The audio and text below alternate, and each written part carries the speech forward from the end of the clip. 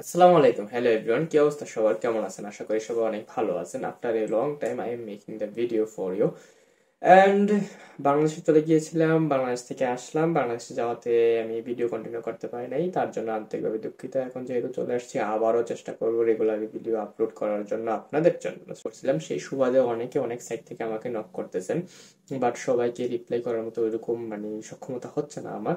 তার সুবাদে হলাম একটা ভিডিওর মাধ্যমে সবাইকে আমি জানিয়ে দিই। সর্বপ্রথম আমি গিয়েছিলাম রোমানিয়াতে। রোমানিয়াতে 5 মাস, 5.5 মাসের মতো সামথিং থেকেছি। থাকার পরে ওখানে টিআরসি কার্ড করেছি। টিআরসি কার্ড করার পরে তারপর পোল্যান্ডের ভিসার জন্য আবেদন করি। যখন আমি টিআরসি কার্ডের জন্য ফিঙ্গার দিই, তখনই আমি পোল্যান্ডে ওয়ার্ক পারমিটের জন্য আবেদন করে ফেলি। তখন আমার ওয়ার্ক পারমিটটা হাতে এসে পড়ে, প্লাস আমার ওদিকে টিআরসি কার্ডটা হয়ে যায়।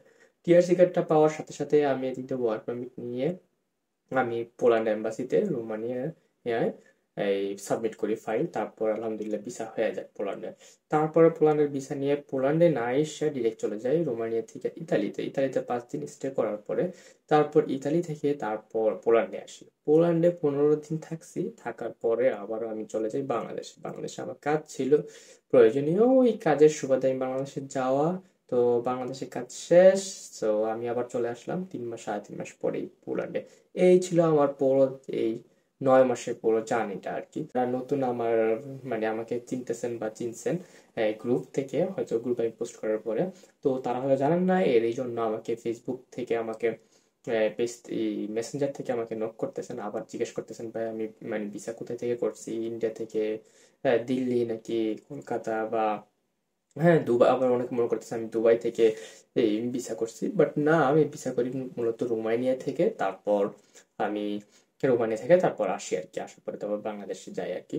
তারপর আবার অনেকে জিজ্ঞেস করতেছেন যে আমার কত খরচ গেছে সামথিং। আমার টোটাল প্রসেসিংটায় রোমানিয়া হইয়া ইতালি হইয়া তারপর পোল্যান্ডে আসা পুরো মিলে প্রায় 14 লাখ টাকার মতো খরচ গেছে আর কি।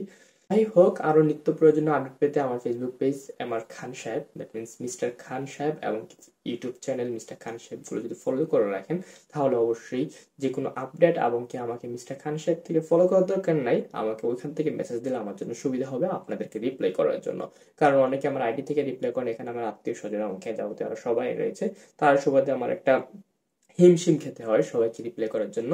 তার জন্য ভাবলাম আমি যত ধরনের আমার সাইড থেকে আমি যত ধরনের সেবা দিব, সব ধরনের সেবা পাবো, সবার সেবা দেওয়া হবে আমার পেজ থেকে।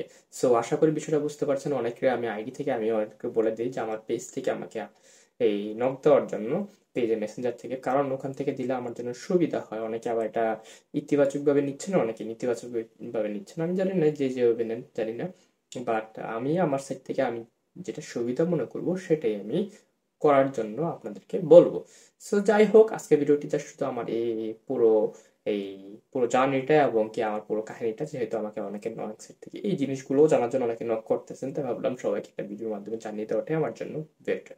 সো এতটুকু ছিল ভিডিওটি। সবাই ভালো থাকবেন। আল্লাহ হাফেজ।